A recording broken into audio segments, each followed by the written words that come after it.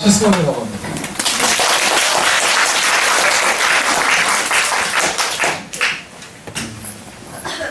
홍보가 정말 잘 됐나봐요.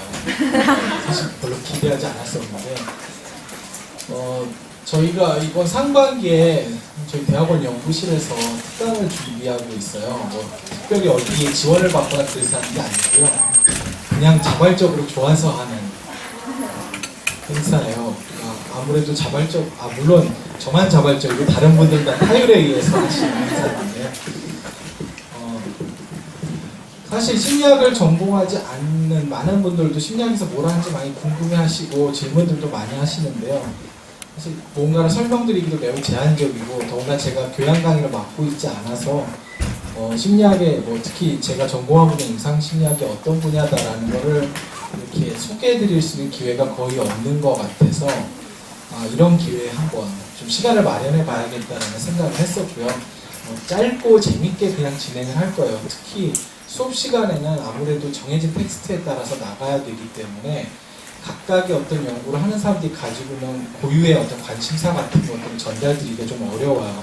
그런 면에서 그냥 각자 저희 팀 연구원들이 어떤 걸 궁금해하고 있고 어떤 걸 연구하고 있는지 이런 부분들에 대해서 좀 이렇게 편안하게 심리학 전공자가 아닌 분들도 이해할 수 있는 선에서 너무 지루하지 않은 강의들을 좀 한번 진행해보자라는 생각을 했었고요. 앞으로 좀 계속 많이들 참여해 주셔서 서로 간에 좀 보람있고 재밌는 시간이 됐으면 좋겠습니다. 강의 발표는 한 30분 정도만 진행할 거고요. 이후에 이제 질문 같은 거 받을 테니까 좀 편안하게 궁금하신 거 있으면 언제든지 얘기해 주시면 되겠습니다. 그럼 바로 시작하겠습니다. 오늘 살펴볼 것은 양극성 장애 혹은 우리가 알기로는 조울병으로 더 잘 알려져 있는 그런 문제입니다. 아직 스님 너무 빨리 가셨어요. 돌아가실 수 있죠? 네. 시간은 되돌릴 수 있어요. 흔히 우리가 이제 정신질환이라고 얘기할 때 꼬리표처럼 따라붙는 게 있습니다. 정신질환이라고 하면 뭔가 기능이 떨어지는 것, 혹은 뭔가 문제가 있는 것, 혹은 뒤처진 것, 이런 식의 인상이 있죠. 물론 어느 정도는 사실이에요. 우리가 흔히 정신장애를 진단할 때 어딘가 기능상에서 어려움이 있고 부족함이 있기 때문에 어떤 정상인들의 기능에서 뭔가 아쉬움이 있는 상태를 정신질환이다 혹은 정신장애다라고 진단하는 것 또한 사실입니다. 근데 다른 각도에서 보면 그러면은 특정한 진단명을 가지고 있는 모든 사람들은 다 그러면 일반 보통 사람들에 비해서 무언가가 다 부족한 사람들일까라고 생각하면 결코 그렇지는 않다라는 거죠. 오늘 소개해드릴 조울병 혹은 양극성 장애로 불리는 이 병이 가장 대표적인 병이에요. 자, 이 환자분들은 우리가 가지지 못한 아주 독특한 능력들을 가지고 있는 그런 분들이에요. 그러니까 오늘의 강의를 들으시고 정신질환자들은 우리보다 뭔가 많이 부족한 사람이다 라는 생각에 어떤 시선이 좀 바뀌었으면 하는 바람을 가지고 있습니다. 흔히 정신질환이 우리가 기존에 생각했던 의미는 이런 거죠. 그냥 삶의 짐이고 부모님의 짐이고 주변 사람들의 짐이고, 그래서 흔히 그냥 삶의 무게의 관점에서 정신장애들을 많이 생각해 본 바 있죠. 앞으로 오세요. 그런데 조울병 역시 마찬가지로 이 병이라는 이름이 붙는 모든 문제에 대해서는 다 무언가 삶의 짐이 되고 사는데 뭔가 보탬이 되지 않는 혹은 되게 어려움을 주는 그런 문제다라는 시각을 이 사회적으로 팽배해 있는 건 사실이에요. 하지만 다른 각도로 봤을 때 우리가 요즘 이제 진화심리학이 상당히 유행하니까요. 자, 진화론의 핵심은 뭐죠?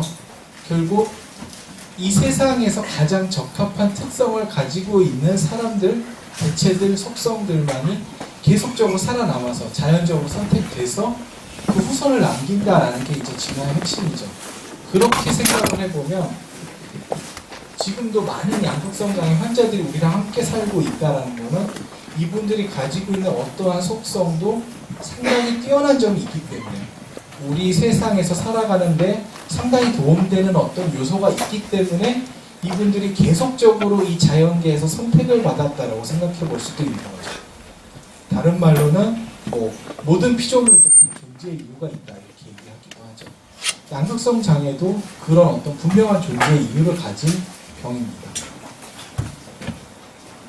자, 먼저 도대체 조울병이 무엇일까 궁금해하실 수 있어서 바로 플레이 됐으니까 보죠.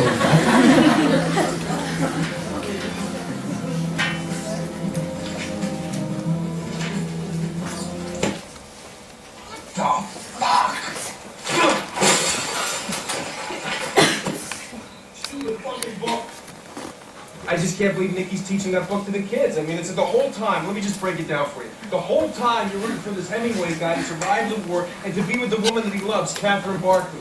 It's 4 o'clock in the morning, Pat. And he does. He does. He survives the war after getting blown up. He survives it, and he escapes to Switzerland with Catherine. But now Catherine's pregnant. Isn't that wonderful? She's pregnant. And they escape up into the mountains, and they're going to be happy, and they're going to be drinking wine, and they dance. They both like to dance with each other. There's scenes of them dancing, which was boring, but I liked it because they were happy. You think he ends it there? No! He writes another ending. She dies, Dad. I mean, the world's hard enough as it is, guys.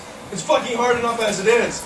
Can't somebody say, hey, let's be positive? Let's have a good ending to the story? 네. 개봉을 아직 안 했죠? 네, 실버라이닝 플레이북이라는 영화가 이제 곧 나올 텐데, 평론가들이 전반적으로 양극성 장애, 조울증에 대해서 가장 현실적으로 묘사를 잘했다라고 극찬하고 있는 영화예요. 그래서 혹시 대부분 보면은 영화들이 어떤 정신병리를 묘사하는 너무 극적으로 묘사를 하다 보니까 사실은 실제 어떤 병의 모습과 조금 왜곡되게 나타나는 경우들이 있는데 비교적 상당히 잘 현실적으로 묘사했다라는 얘기를 듣고 있는 영화예요. 그래서 궁금하신 분들은 뒤에 보시면은 여러 가지 또 다양한 측면들이 나옵니다. 지금 잠깐 보셔서도 느끼시겠지만 뭔가 매우 열중해 있고 에너지가 넘치죠. 밤새 책을 읽다가 마음에 안 든다고 책 던져서 지금 유리창 깨고 지금 새벽 4시에 부모님 깨워가지고 지금 일장 연설을 하고 있는 거예요. 남의 얘기는 들리지 않은 거죠. 이런 상태죠 지금. 자, 이런 고도의 에너지 그리고 자기가 하고 싶은 일에 매우 강력하게 집중하는 어떤 이런 특성들이 조울증 환자들이 보이는 어떤 특성 중에 하나라고 볼 수 있어요. 자, 그러면 조울증이 우리 주변에 얼마나 있는지를 먼저 좀 생각해 봐야 될 것 같은데요. 양극성 장애는 우리가 흔히 그 문제의 심각성에 따라서 가장 심각한 양극성 장애 1형부터 시작해서 2형, 그 다음에 순환성 장애 이렇게 해서 어떻게 보세요? 자, 인구적으로 다 합쳐 보면은 10%가 조금 안 되는 정도의 숫자의 사람들이 이 양극성 장애라는 진단을 받을 수 있는 그런 사람들이에요. 생각보다 꽤 많죠. 네, 그래서 우리 주변에 얼마든지 약간 정도의 조울증 기질을 가지고 있는 사람들은 얼마든지 우리가 주변에서 만나볼 수 있어요. 그리고 주변의 친척이나 친구 중에서도 얼마든지 만날 수 있는 그런 문제입니다. 자, 근데 이 조울증 하면 예전부터 많이 지적되었던 얘기 중에 하나가 바로 천재적인 관인에 대한 얘기들이에요. 역사적으로 봤을 때 매우 천재인데 되게 좀 괴짜고 특이했던 사람들, 그런 사람들의 어떤 그 개인에 대한 묘사를 찾아보면 이 사람이 조울증이 아니었을까 싶은 어떤 강력한 추정이 되는 그런 사람들이 매우 많았다는 것이죠. 실제로 몇 명의 예를 좀 보면요.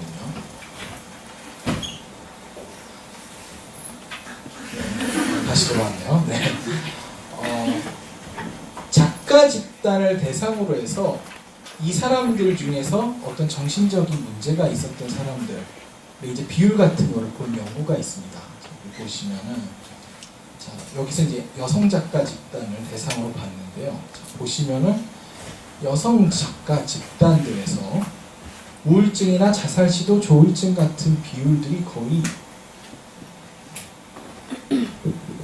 한 70% 정도 이렇게 나타나는 걸 알 수 있죠. 그러니까 비작가 집단에 비해서 월등히 많은 어떤 작가들이 어떤 이 기분 장애로 범주화될 수 있는 이런 문제들을 겪었었다라는 것들이 어떤 과거에 대한 통계 조사를 통해서 나타나고 있어요.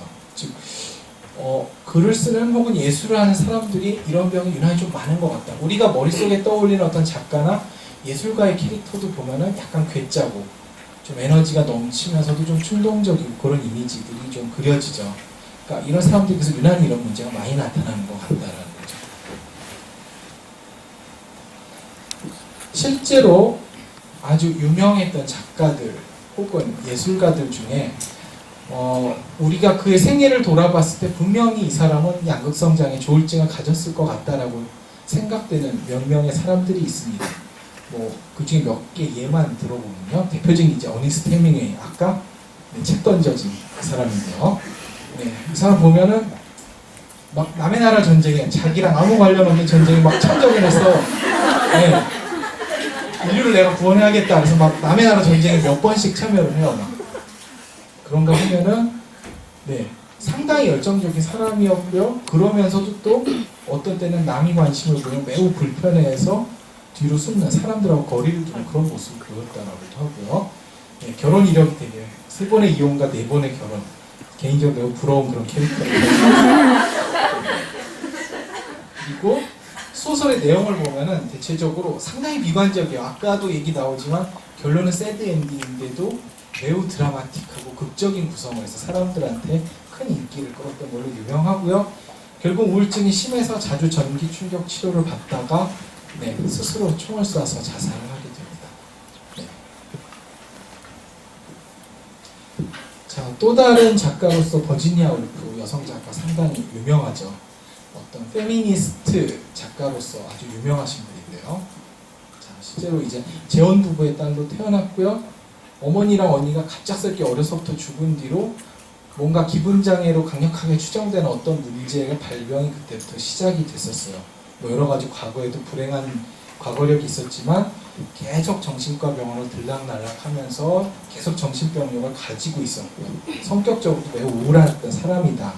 반면에 그의 글을 보면 또 창의력이 매우 풍부하고 또 매우 어떤 판타지적인 요소들을 많이 잘 표현했던 그런 작가로서 알려져 있습니다. 역시 이분도 강가에 투신자살을 해서 삶을 마감하게 돼요. 그러니까 비극적인 소설의 주인공들처럼 본인들도 그런 인생을 살게 된 거죠.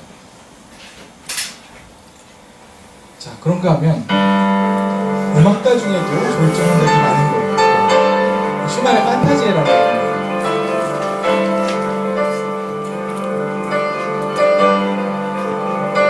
열정적인 음악이죠.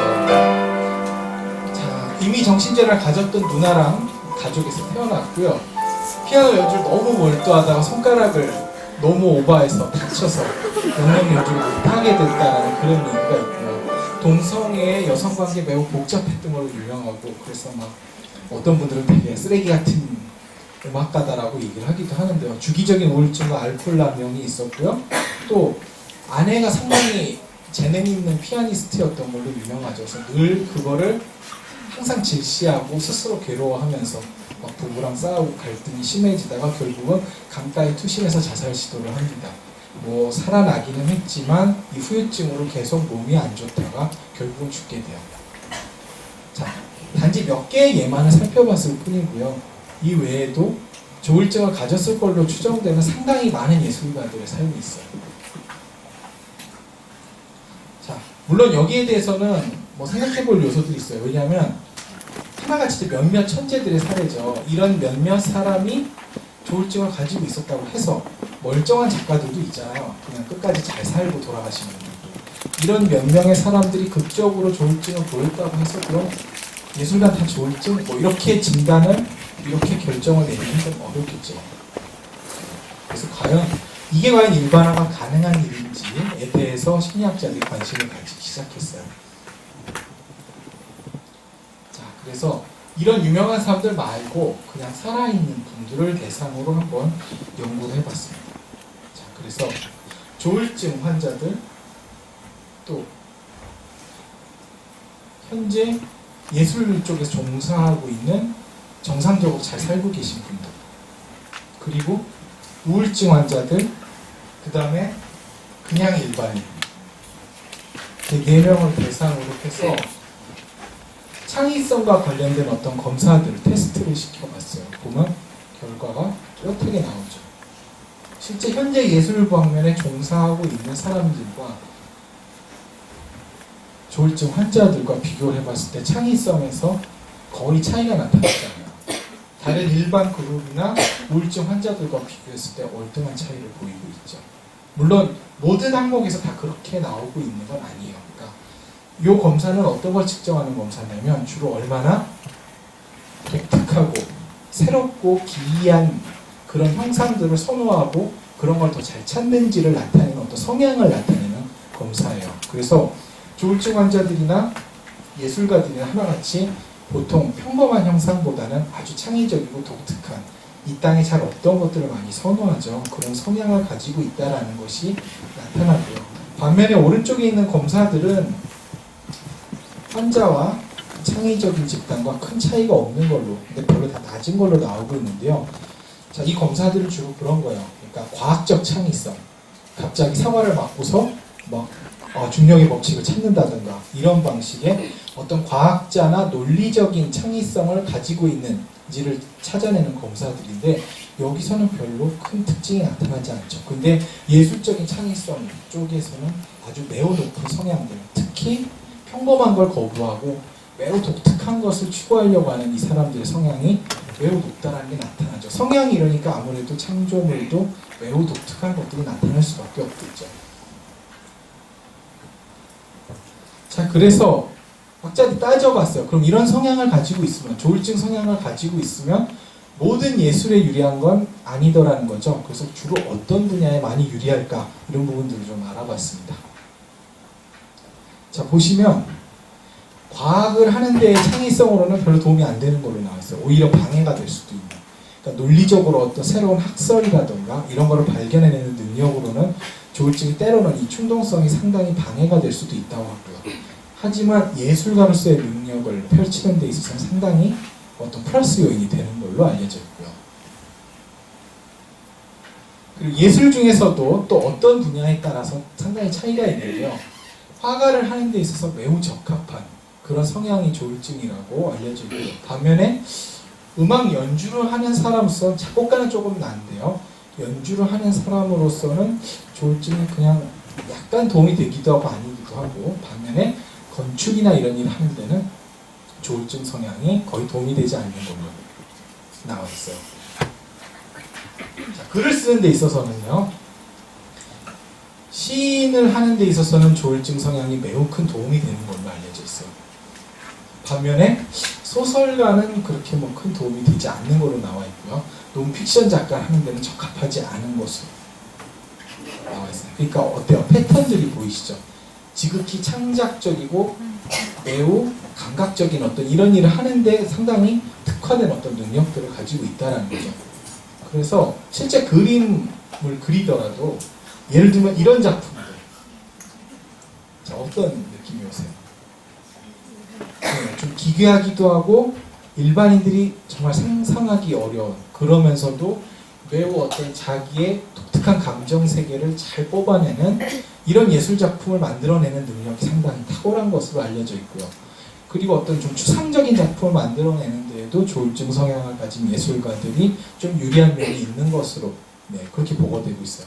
반면에 아주 정물이나 이런 구체적인 사물을 그리는 데 있어서는 특별히 도움이 되지 않는다라고 얘기를 합니다. 자, 결론적으로 보면은 양극성 장애 환자들이 매우 독특하고 남들과 다른 거를 추구한다라는 거는 현재 연구를 통해서 알려지고 있어요. 근데 그러면 양극성 장애 조울증을 가지고 있으면 인생을 상당히 좀 창의적으로 남들보다 뛰어난 창의적 업적을 내고 사느냐라는 걸 보았을 때는 실제로는 환자들 중에 한 8% 정도만이 아주 성공적인 어떤 작품을 내면서 살고 있는 모습을 보이고 있고요.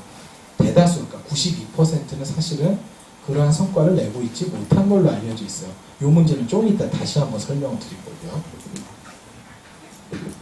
그래서 결국 그러면 왜 양극성 장애를 가지고 있는 사람들이 높은 창의성을 보이기도 하고 정도의 높은 창의성을 보이는 예술가들이 양극성 장애도 가지고 있을까? 이 둘의 관계에 대한 것을 최근에 이제 심리학에서 많이 관심을 가지고 이제 막 연구를 시작하고 있는 단계입니다. 그래서 먼저 그러면 양극성 장애랑 창의성이랑 성격적으로 혹시 뭐 같이 겹치는 게 있을까? 라는 부분에 대한 연구들을 해봤고요. 실제 연구를 해보니까 양극성 장애랑 창의성이 공통되는 어떤 성격 특성이 하나 발견됐어요. 바로 개방성이라는 건데요. 자, 이거는 이제 빅5라고 해서 5요인 성격을 통해서 이제 측정이 된 건데, 어떤 새로운 경험들에 대해서 새롭고 뭔가 진보적인 것에 대한 개방성, 그거에 대한 선호적인 성향이 창의성이 높은 사람과 양극성 장애 환자들에게서 공통적으로 다 높게 나타나더라는 거죠. 그러니까 이런 성향들을 가지고 있기 때문에 더 예술적인 업적을 내기가 더 쉬울 수 있겠죠. 또 이 둘 사이의 공통성이 어떤 부분이 있을까 봤더니 둘 다 강한 외향성을 보인다는 거죠. 아까 환자와 봐서도 알 수 있겠지만 굳이 싫다는 사람한테 가서 열심히 스토리까지 막 설명을 해주고 그런 모습 보이잖아요.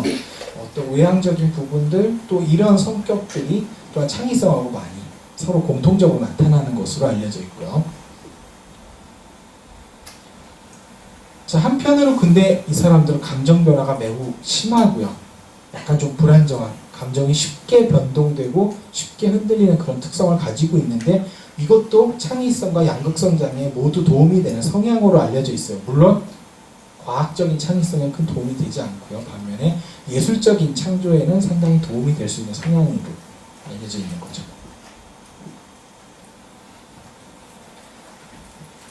또한 높은 창의성과 양극성 장애는 공통적으로 또 충동적이다라는 특성을 가지고 있습니다. 그래서 주로 충동성이 높은 사람들의 특징은 내 마음속에 있는 욕망들, 남들에게 쉽게 보여주지 못하는 그런 것들을 과감하게 잘 표현해내는 그런 능력들을 보여주는데요.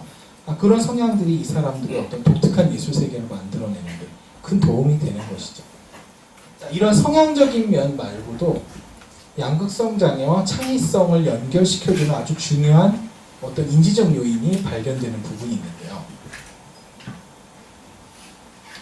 바로 심상이라는 부분이에요. 자, 심상이란 왜 우리 마음속으로 떠올리는 어떤 그림들 있죠. 자, 마음속으로 상상할 때 머릿속에 떠올리는 어떤 그림 같은 것들을 우리는 심상이라고 하는데요.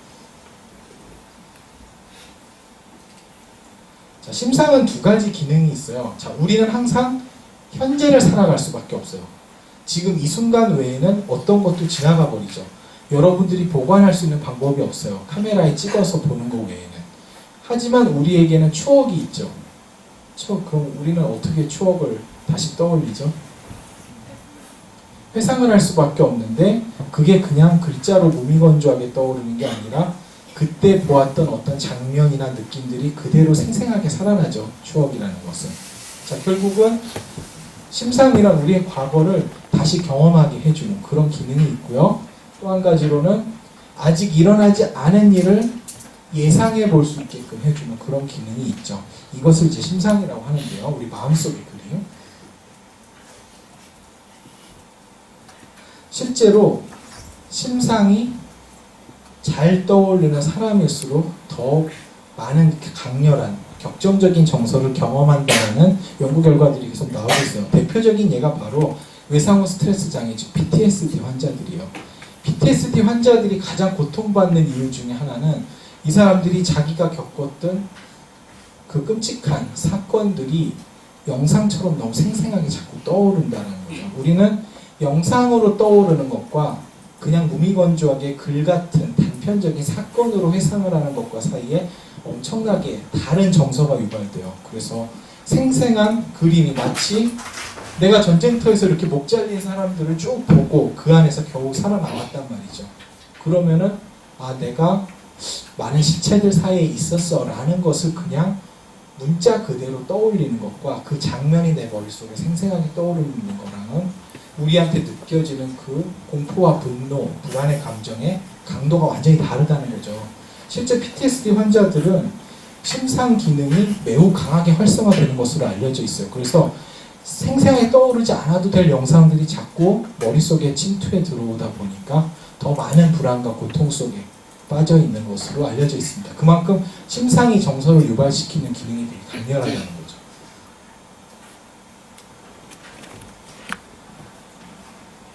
자, 그럼 왜 이렇게 심상이 인간에게 정서를 유발시키는 기능이 강렬했을까요? 이거 역시 진화적으로 돌아가 봐야 되는데요. 물론 공룡과 인간이 같이 살지는 않았었다라고 하죠. 근데 뭐 그림을 찾다 보니까 이거밖에 없어서 그냥 찾았어요. 자, 인간이 언어를 갖고 산 지는 그렇게 오래되진 않았죠. 그러면 언어가 없었을 때는 과연 어떻게 살았을까요? 그때도 우리는 먹고 살았겠죠. 사냥도 했을 거고 돌아다녔을 거고 서로 의사소통도 했을 거다란 말이죠.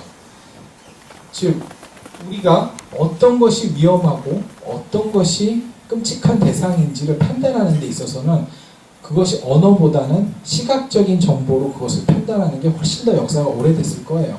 그러니까 진화적인 관점으로 봤을 때도 아주 오래전부터도 우리는 시각 정보만 바로 나타나면 강렬한 정서를 체험하고 도망가야 될 때 빨리 도망가는 어떤 그런 능력들을 키워왔을 거다라는 거죠. 그러니까 우리가 언어를 쓰고 살았던 잠깐의 기간보다 훨씬 더 오랫동안 우리는 시각적인 심상을 떠올리면서 서로 이런 동물이 되게 위험해, 나타나면 큰일 나, 이런 것들을 서로 영상적인 정보를 주고받으면서 항상 우리의 생존을 유지해 왔을 거다라고 보는 거죠. 그래서 언어보다도 우리는 시각적인 정보가 나타났을 때 훨씬 더 강력한 감정을 체험하고 더 빠른 반응을 보이게 되는 겁니다.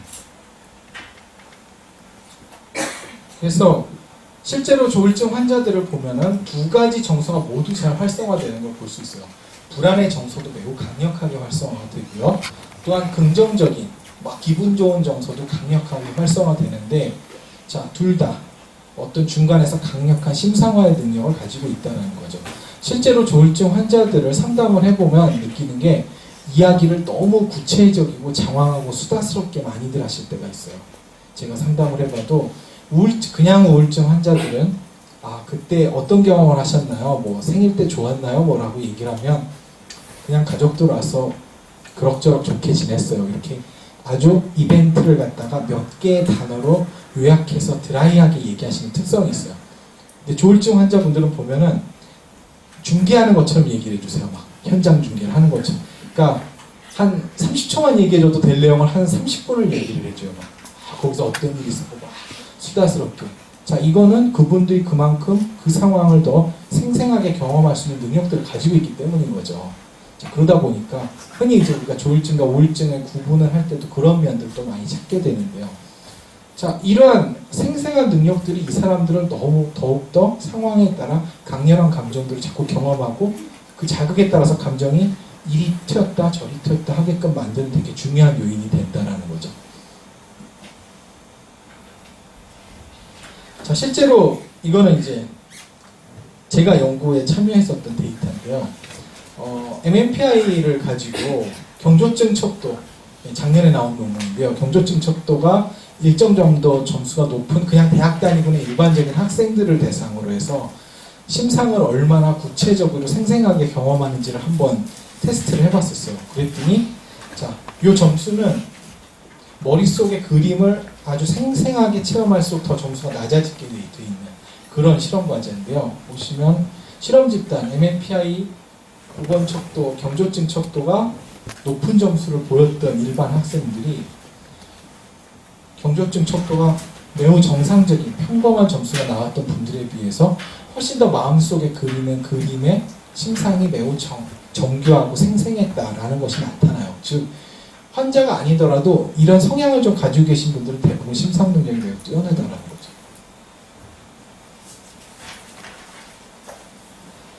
자, 그럼 심상이 작품을 쓰거나 창의성에 어떤 도움이 될까요? 심상은 일종의 우리에게 작업대 같은 역할을 해줘요. 내가 특정 행동을 하기 전에 심상이 없다면 우리는 정말 시행착오밖에 할 수 없을 거예요. 뭘 해보고 이거 실패네 하고 다시 또 해보고. 하지만 우리 심상이 있기 때문에 직접 치명적인 결과를 경험하지 않고도 머릿속으로 수도 없이 작업을 해보면서 그러고 실제 딱 한 번에 어떤 작업을 성공할 수 있는 그런 능력을 가질 수가 있죠. 자, 그래서 심상이 뛰어나신 분, 여기는 지금 이제 다이빙 하기 전에 어떻게 뛰어내리면 가장 멋지게 뛰어내릴지 이제 머릿속으로 한번 그려본 다음에 지금 뛰어내리는 사람의 모습이죠. 그러니까 심상은 작업대의 기능을 하는 거예요. 최종 작품이 나오기 전에 이걸 한번 해보는, 만들어보는 그런 기능을 보여주는 거죠. 실제로 심상이 뛰어나신, 저는 그림을 되게 못 그려요. 불행하게도. 왜냐면 뭔가 그림을 그려야겠다. 정물이 보일 땐 그래도 대충 보고 그릴 수 있겠어요. 근데 그거를 떠올리고 그리려고 그러면 머릿속에 아무것도 떠올리지가 않아서 뭘 그려야 될지 모르겠어요. 맨 종이에다가 정말 황당한 그림들을 그리게 되는데요. 심상이 뛰어나신 분들은 그런 얘기들 하죠. 마치 떠있는 영상을 베끼듯이 막 그려낼 수 있다라고 하는 사람들도 있고요. 음악에 있어서도 어떤 사람들은 소리가 생생하게 계속 머릿속을 맴도는 사람이 있다라고 하고요. 어떤 사람은 방금 쳐준 음이 바로 사라지죠. 네. 이런 능력도 결국은 머릿속에 시각적, 청각적 정보들을 얼마나 원래 소스 그대로 보관하고 또 그걸 변형시켜 볼 수 있는 능력을 가지고 있느냐가 예술적인 창작을 하는데 아주 중요한 어떤 자원이 된다는 거죠. 자, 그러다 보니까 심상은 기분을 불안정하게 하는 양극성 장애를 유발시키는 효과와 또 우리가 작품을 만드는 데 있어서 결정적인 도움을 주는 어떤 작업대의 효과를 동시에 가지고 있는 것으로 알려져 있어요. 자, 그러다 보니까 아니, 또 너무 빨리 넘어오시는데 여기까지만 쏴주시면 되는 거예요. 창의적으로 넘겨주셔서. 네, 심상의 기능은 사실은 양날의 검인 거죠. 사람을 창의적으로 만들어주는 면이 있지만 또 한편으로는 그것 때문에 기분이 아주 쉽게 극단으로 흐르게끔 만들어주는 두 가지 기능을 동시에 가지게 된다는 거죠. 그래서 창작을 잘하시는, 또 대체적으로 보면 미술하시는 분들 캐릭터가 있다라고도 하잖아요. 어떤 그런 캐릭터들이 발현될 수밖에 없는 이유 중에 어떤 이런 부분들도 분명히 공유되고 있지 않을까라는 거죠. 그래서 유전적으로 어떤 이런 성향을 가지고 태어나는 게 아닌가라고 강력하게 의심을 하고 있어요. 자, 그래서 저는 개인적으로 이 주제에 매우 많은 애정을 가지고 있습니다. 앞으로 이 분야 연구를 꾸준히 해보고 싶은데요. 앞으로 과제의 핵심은 이런 겁니다. 바로 예술가를 어떻게 지켜줄 수 있을 것이냐 라는 거죠. 지금까지 많은 예술가들은 지켜주지 못해 미안하게 돌아가셨죠. 네, 안타깝게도 그냥 그렇게 많이 돌아가셨고요. 지금도 예술을 하는 많은 분들이 상당히 위태위태한 상황에 놓여 계세요. 실제로 저는 뭐 여러 가지 이유로 이 양극성 장애 환자분들 뭐 상담을 많이 해본 적이 있는데요. 글을 쓰거나 그림을 그리시는 많은 분들이 어떤 조증 상태가 어떤 자기에게 많은 영감을 준다라는 믿음을 가지고서 치료를 받는 걸 많이 거부하고 있어요. 상당히 위험해지는 거죠. 그러니까 본인이 어느 정도 컨트롤할 수 있다라고 믿지만 실질적으로 본인이 자기의 증상을 통제하는 건 매우 어렵고요. 실제로 많은 예술가들이 그래서 통제를 못하고 이제 결국 자살의 길로 가시게 됐기 때문에 과연 예술가들이 자기의 창조적인 능력은 그대로 발휘를 하면서 그러면서 좀 더 행복하고 안정되게 살아갈 수 있는 방법은 없을까라는 부분들을 고민하고 있습니다. 자, 그래서 제일 먼저 해결해야 될 문제는 이런 거죠. 과연 그럼 예술을 잘하려면 꼭 조증 상태여야 돼?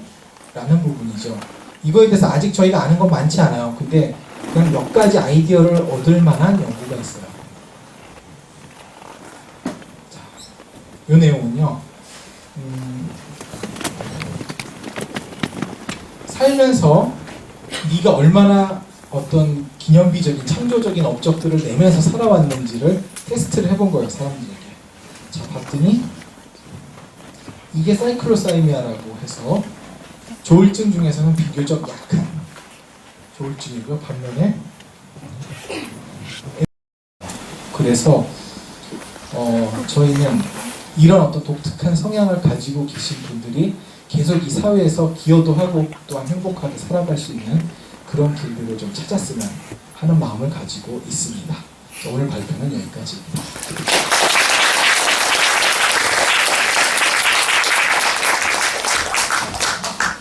질문 있으면 간단하게 한두 개만 받고. 네. 이미지 트레이닝을 잘하는 게 주로 심상적인 능력이 좋은 것 같아요. 이미지 트레이닝 자체가 심상 능력이죠. 그게 안 그래도 최근에 심리치료에서 예전에 우리 심리치료하면 무조건 다 말로 하는 이 생각 얘기해봐 그래서 그 생각 어디가 틀렸지 주로 이런 치료들을 많이 썼었는데요. 최근에 이거보다 이미지를 변화시키는 게 훨씬 더 효과가 크다라고 많이 의견이 나오고 있어요. 그래서 이미지 자체를 변화시키는 심리치료들이 상당히 많은 관심을 받고 있어요. 네. 네? 아, 조울증 어떻게 치료하냐고요? 아, 상당히 좋은 질문이신데요. 네, 30분에 도저히 다룰 수 없는 내용이라서 네, 뺐는데 기본적으로 가장 알려져 있는 1차적인 치료는 일단 약물 치료예요. 특히 조증 사파가 일단 나서 아까 이제 영화에 나온 분처럼 새벽 4시에 일어나가지고 떠드시는 분은 약간은 기분 안정제를 일단은 복용을 하시는 게 필요하고요. 심리치료에서 가장 중요한 거는 이 사람의 생활 패턴을 안정시켜주는 거예요. 그러니까 재발의 사이클을 분석을 해서 어떤 식의 생활을 했을 때 재발이 높아지는지를 분석을 하고 가장 재발이 안 될 수 있는 라이프 스타일을 설계를 해서 그렇게 살게끔 도와드리는 치료가 가장 현재로서는 연구 결과 가장 좋은 치료로 알려져 있어요. 예술가를 지켜주신 분야에 그거를 개발하신다고 했는데 그게 진짜 실현 가능한지